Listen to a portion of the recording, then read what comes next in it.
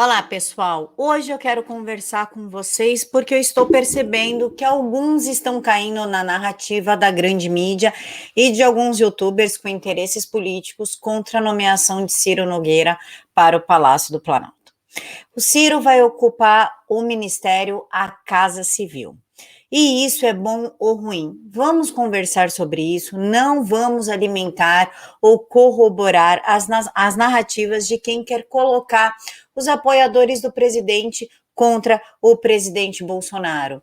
O Ciro, ele é o sujeito do Centrão? É sim. O Ciro é um canalha? É. O Ciro, ele já falou mal do Bolsonaro? Já. Ele também já defendeu Lula, inclusive. Ele chamou o presidente de fascista, racista, preconceituoso, entre tantos outros adjetivos tão costumeiros na grande mídia para corroborar essa narrativa. O Ciro Nogueira, por ser do Centrão, ele não tem lado. Ele não é nem esquerda e nem direita. Ele é safado. Ele vai por aquele lado que lhe promove mais benefícios. Acontece que nós estamos num momento politicamente extremamente delicado e nós não vamos conseguir vencer esse jogo se nós não compreendermos algumas mudanças, algumas trocas de peões, alguns movimentos de soldados. Digamos assim, eu não vou usar nenhuma analogia usando o xadrez, porque essa história de confia no plano, é um xadrez 4D, já cansou. Então vamos aqui falar aqui um papo reto, com sinceridade. A CPI da pandemia, embora no nosso meio, para nossa realidade, na internet, seja apenas uma grande piada de mau gosto, uma reunião de bandidos ali usando o dinheiro público através de uma CPI para fazer palanque eleitoral, para a gente isso não está causando danos em relação à imagem do presidente. Mas é aquela pessoa que não tem acesso à internet, que está pegando pela Rede Globo. Vocês já pensaram nisso? Isso sim está causando aí uma instabilidade política muito maior. E para piorar as tensões, o presidente vai vetar o fundão de 6 bilhões de reais. Vocês acham que isso vai deixar o Centrão feliz? Vocês acham que o Centrão vai comemorar? O presidente vetou o que a gente precisava para ser eleito. Não, pessoal. E isso cria mais tensão ainda, colocando o governo realmente numa saia justa. Com certeza esse veto despertou a ira de muitos e nós temos agora o Marcelo Ramos aí desesperado para aparecer um pouquinho na mídia, já que ele é um deputado apagado, um deputado dispensável. A gente mal sabia quem era Marcelo Ramos até ele começar a dar declarações a respeito do impeachment do presidente para a mídia. E ele quer analisar os 127 pedidos. Vocês conseguem perceber que a política é a arte do possível? E no momento a única possibilidade que nós temos é ceder um pouco para o Centrão por uma questão de governabilidade e conseguir aprovar as reformas que o presidente precisa fazer, inclusive que foram promessas de campanha dele. Ciro Nogueira, ele também vem agindo em prol do governo. Junto com Marcos Rogério, ele está sendo a base de apoio do presidente dentro da CPI. E para quem não sabe, a indicação do Cássio Nunes veio do Ciro Nogueira. Mas isso torna ele um anjo, um cara maravilhoso, nossa, Ciro, vamos apoiar, bater palma para Ciro Nogueira. Lógico que não, né, gente? Ninguém aqui está pedindo isso para vocês. O que nós estamos pedindo é que vocês tenham paciência, porque realmente é o que nós temos para hoje. Nós temos Omar Aziz contra o presidente, Renan Calheiros, Randolfo Rodrigues, a maioria da Câmara. O negócio está ficando complicado. Inclusive, outro problema que nós temos que resolver depois do voto impresso com contagem pública dos votos é o fim do coeficiente eleitoral. Quando vocês falam, o povo não sabe votar. Gente, muitas vezes o povo nem sabe quem entrou. Por exemplo, vocês lembram o voto expressivo que o Tiririca deu? Vamos pegar um exemplo mais atual. Joyce Hasselmann, Eduardo Bolsonaro e Janaína Pascoal. Janaína está aqui como deputada estadual de São Paulo. Vocês sabem quantos deputados a Janaína arrastou para dentro da Lespe? Deputados que vocês nem conhecem. 9.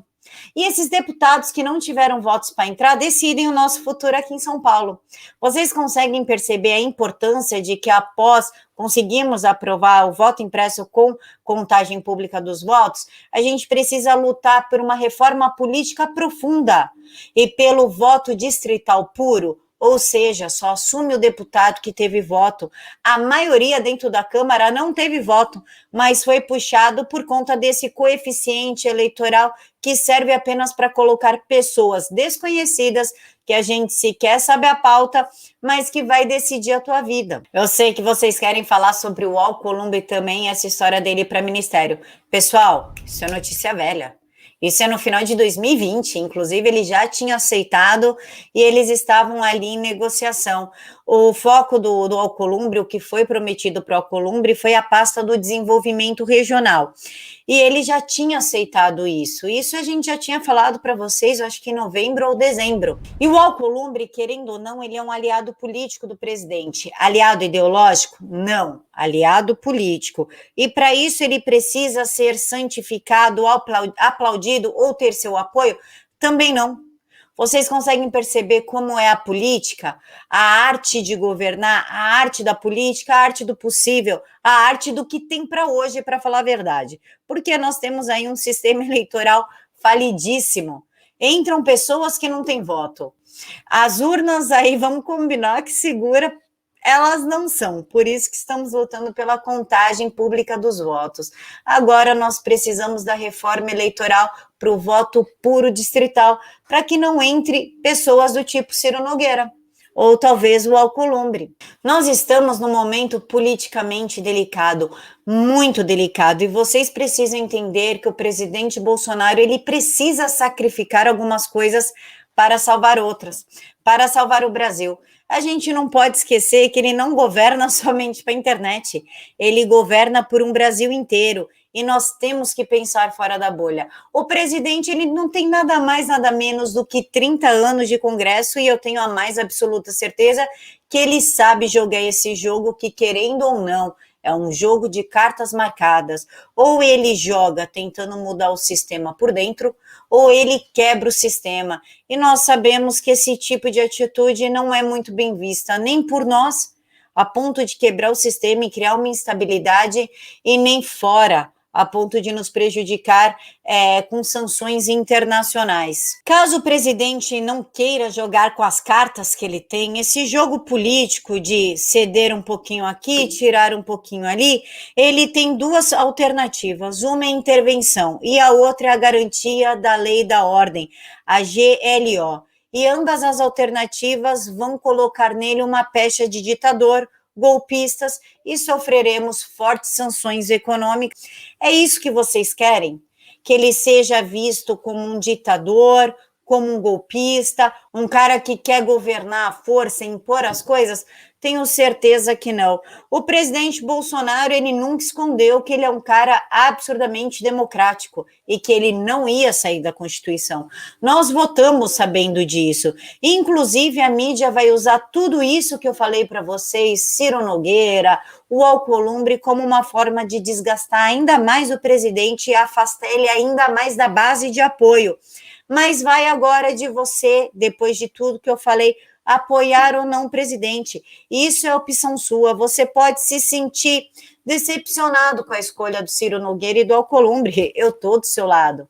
Mas, novamente, é o que temos para hoje. Nós precisamos jogar o jogo de acordo com como as cartas se apresentam. Só que, se você resolver falar para mim, Camila, sinto muito, joguei a camisa, desisti, não quero mais, as suas opções serão Rodrigo Pacheco, Mandetta, Ciro Gomes, Lula ou, quem sabe, Boulos. Você escolhe.